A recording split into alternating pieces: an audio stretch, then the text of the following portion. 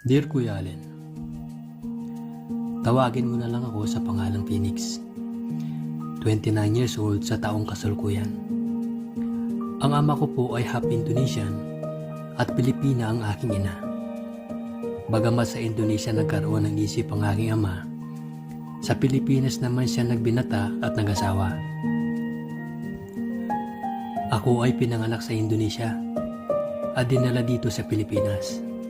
Dito na nagkaisip, lumaki at nag-aral.